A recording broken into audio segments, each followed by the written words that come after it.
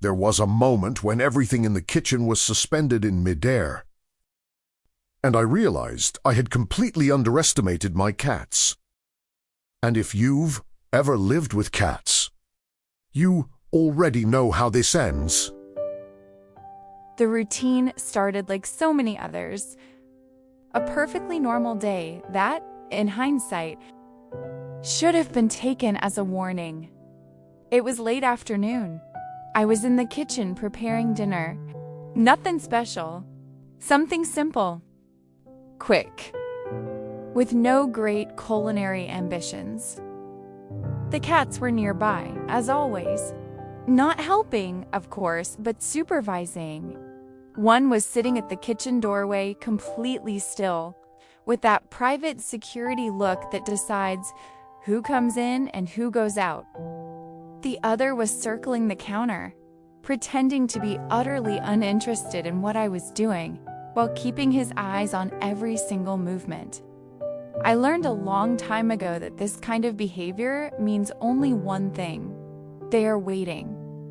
I started by taking the ingredients out of the fridge. I placed everything on the counter carefully, keeping a reasonable distance from the cats. Or at least, that's what I thought. While chopping vegetables, I felt that strange silence that only happens when something is about to go wrong. No meowing, no running, no distractions.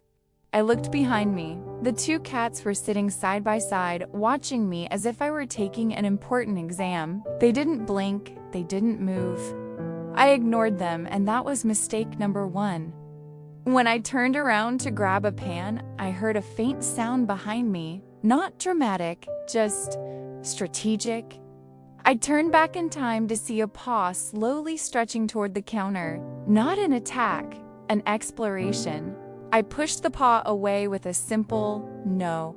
The cat pulled it back, waited 2 seconds, then tried again. Meanwhile, the other had changed position. He was now closer to the table, sitting directly in front of me, as if he were there just to talk. That's when I realized they were coordinated. If you've ever lived with cats, you already know how this ends. Leave a like and subscribe to let me know you also have a cat. I decided to speed things up. I turned on the stove, put the pan on the heat, and turned back to the ingredients. At that exact moment, I heard the sound. A sound that anyone who lives with cats recognizes immediately. Something falling, but not quite yet. I turned around quickly. One of the cats was on the counter. The other was on the floor, directly below. Between them, the cutting board was dangerously tilted at the edge of the counter, with half the ingredients ready to follow gravity's path. I froze. They froze. It was a standoff. Everything happened very fast after that. The cat on the counter decided it was the perfect moment to change position. In doing so, he nudged the cutting board slightly. The board started to slide. The cat on the floor jumped back, not out of fear, but because he realized something interesting was about to happen. I moved at the same time. I turned back in time to see a paw slowly stretching toward the counter. The board fell, but not to the floor. It landed partially on the pan, stuck at an absurd angle, with half the ingredients still on top and the other half dangerously close to meeting the same fate. Nothing spilled, nothing broke, nothing caught fire. Absolute silence.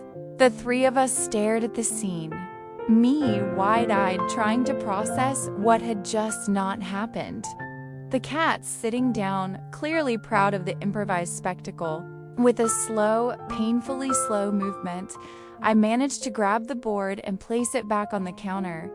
I moved the ingredients away and turned off the stove. Only then did I breathe. The cats immediately lost interest. One climbed down from the counter and went to eat. The other lay down on the kitchen rug, as if he had been there the entire time. Neither seemed remotely impressed by the disaster that had just been avoided. For them, it was just another episode of the day. For me, It was a clear reminder of two fundamental truths. Nothing is ever truly safe in a house with cats. And somehow, strangely, everything usually turns out fine. Dinner did eventually happen. A little later, with less confidence but more attention. While eating, I looked at the cats. They were asleep, calm, absolutely innocent. The house was intact. Dinner was saved. My dignity, questionable. And living with cats is exactly this. An endless succession of near disasters that by some miracle always end in silence, normality, and two cats sleeping as if nothing had happened. And honestly, I wouldn't trade it for anything.